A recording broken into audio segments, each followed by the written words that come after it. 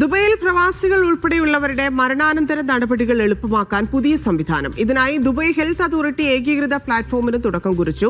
Jaber എന്ന പേരിലാണ് പുതിയ സംവിധാനം.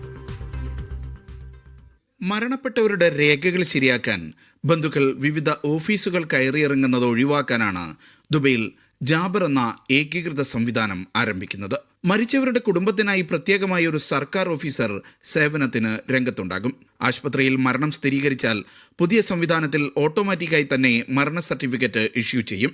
ഇതുമായി ബന്ധപ്പെട്ട മുഴുവൻ വകുപ്പിലേക്കും ഇതിന്റെ നോട്ടിഫിക്കേഷൻ പോകും. 22 സർക്കാർ വകുപ്പുകളാണ് പുതിയ സംവിധാനത്തിന് കീഴിൽ ഏകീകരിക്കുക.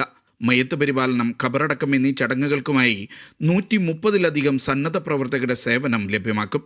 മാതാപിതാക്കൾ, കുടുംബാംഗങ്ങൾ എന്നിവരുടെ വിയോഗത്തിൽ കുട്ടികൾക്ക് കൈത്താങ്ങാകാൻ 230 സ്കൂൾ കൗൺസിലർമാരുടെ സേവനം ഈ സംവിധാനത്തിലുണ്ടാകും.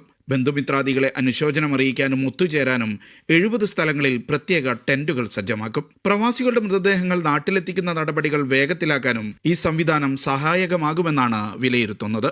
Media 1, Dubai.